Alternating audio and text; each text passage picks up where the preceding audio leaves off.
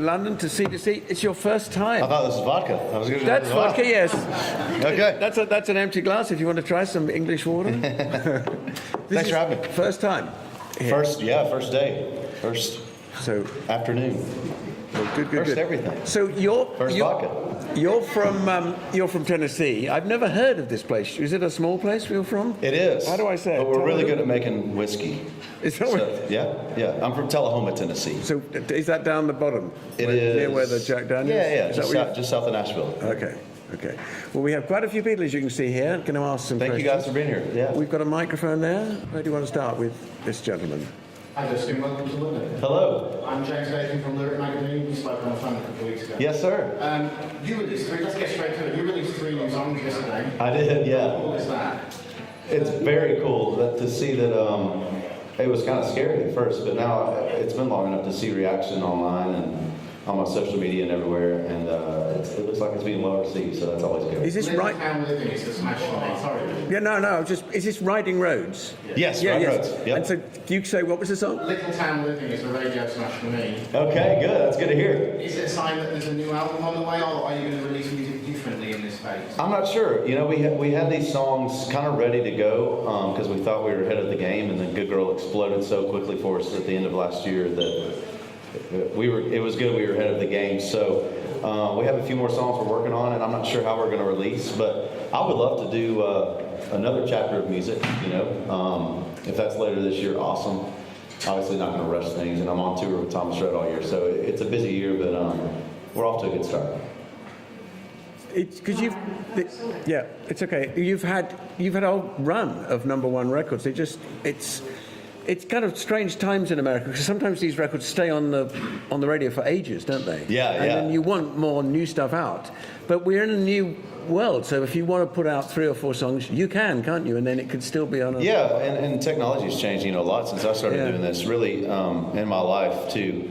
It's tough to say, all right, I'm going to not tour and go do an album. That's really hard for me to do because I live to be on the road and on stage. So it's great that we can record songs as we write them. As we're excited about them and have this little crumb shell of music versus just one big chunk. And just for C2C, you've released 3 songs just like that. That's right. Fantastic. There we are. People can get them right. Question now. Hi, Rose Alison from Dance Magazine in France. Hello. Hello. I don't know how it works in Texas, but in France, I said before, the biggest store for country music is line dancing.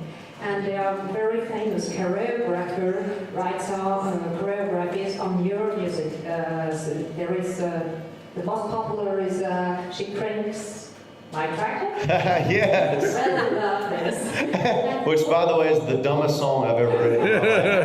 Thank you for bringing that up. What is your feeling about it? But it is my biggest line dancing song, as I've discovered. Seriously. In America too. It was a huge line dancing song there, and even yesterday in Dublin, my band was out to get a beer before the show, and there was a group of people next to them. They didn't even know they were my band, talking about She Cranks My Tractor and how they like to line dance to it. So it's a phenomenon, I guess.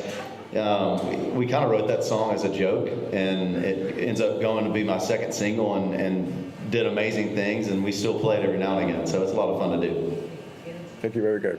Hey Dustin, my name is Allie. I'm from South Carolina and I'm with What are you doing here, Al? I actually live in Beirut, Lebanon, but I come every year because I love country music. I love it. Awesome. Yeah.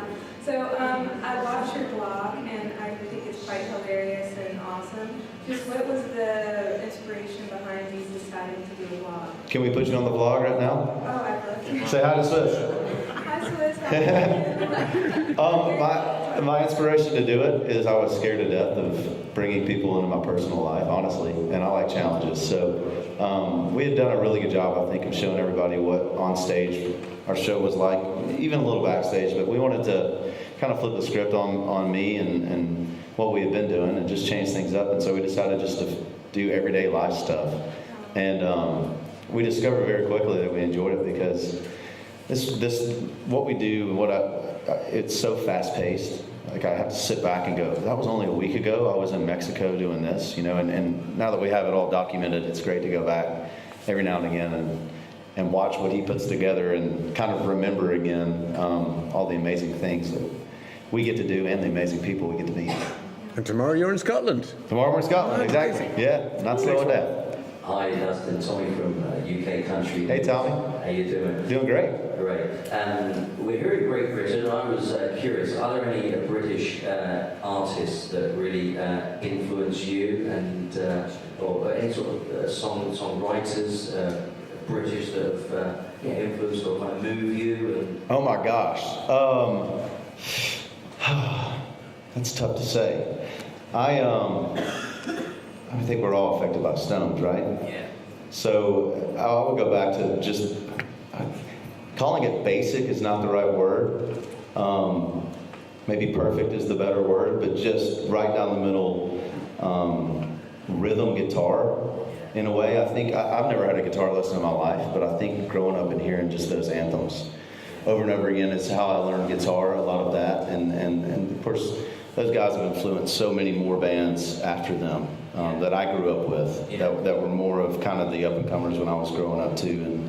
And so I would say, without having a guitar lesson, but learning guitar to that type of music really has influenced how I write and probably a lot of the phrasing in my songwriting. It's interesting you say it, but they were influenced by American writers. Yeah. Right. That's great. Yeah. Great, thank you. Right, lady there. Kate from Country Down.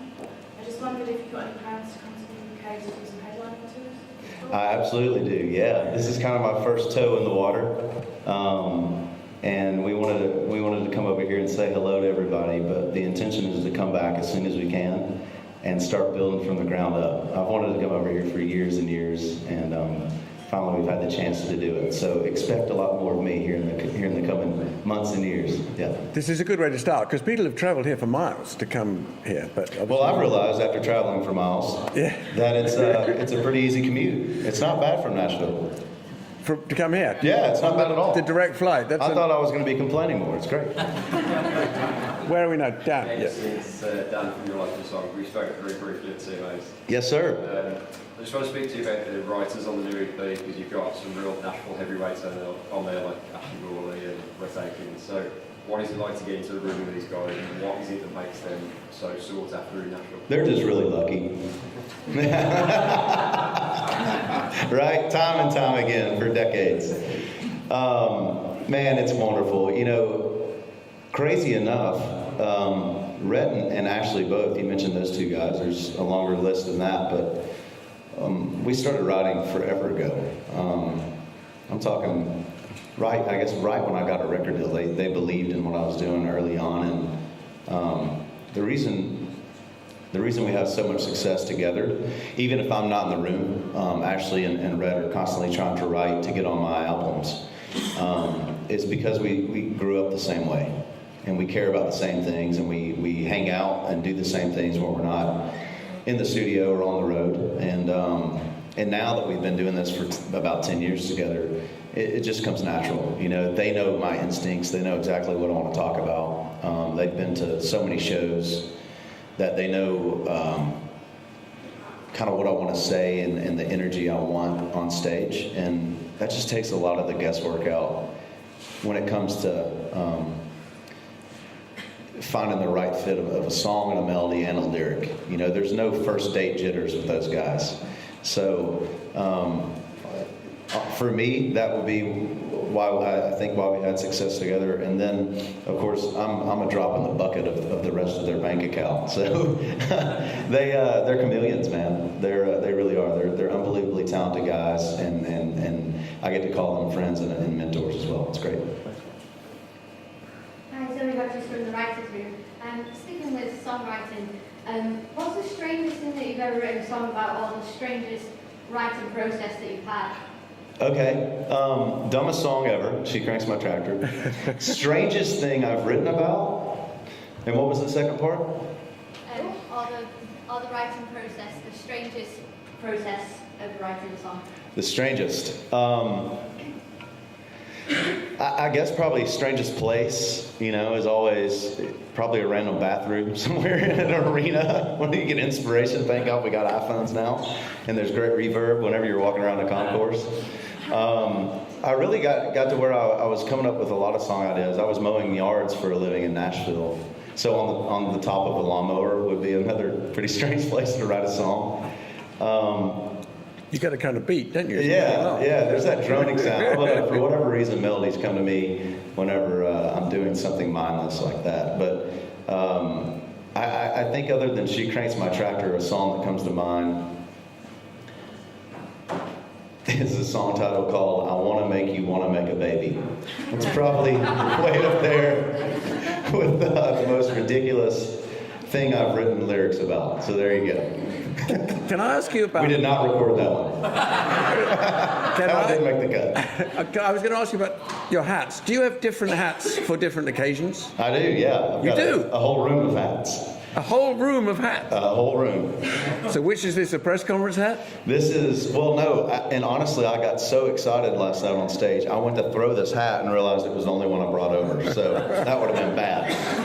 So this is the European hat? Yeah, this is. I go through these hats pretty often because I sweat a whole lot on stage, so they're like any sort of sporting gear, you can only wear them so long. Do you have a room full of hats? I do, yeah. Right. How interesting. Yeah. Right. Hi, I'm Jeannie B from 107 Ridin FM. Hello, I didn't get your name. Jeannie B. Jeannie B. Jeannie B, that's me. I love your hat, by the way. Oh, thank you. Well, I know you're a hat person. I wanted to ask you, following on from the crazy title of that, I'd like to make a baby with. Yeah. Who would you like to duet with, female, mostly, and why? Okay. Well, can I answer that twice? Okay. 2 different ways? Okay. Mostly and why? I'll just answer it once. This is easy. Reba McEntire.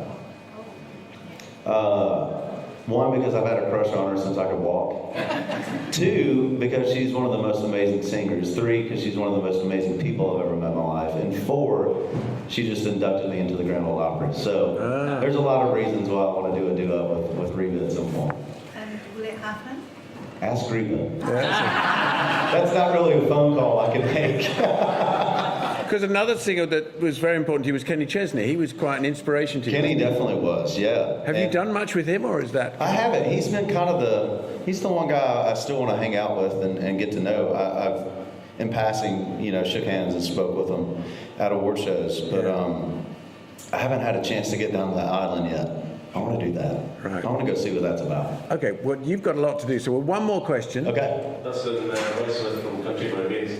Your first gig in the UK, you're playing the iconic O2 in front of 20,000. What's your thoughts about that? Gosh, I honestly don't know. I can say this on the way over at the airport. My band guys and I were just going, is this real? We're about to go play.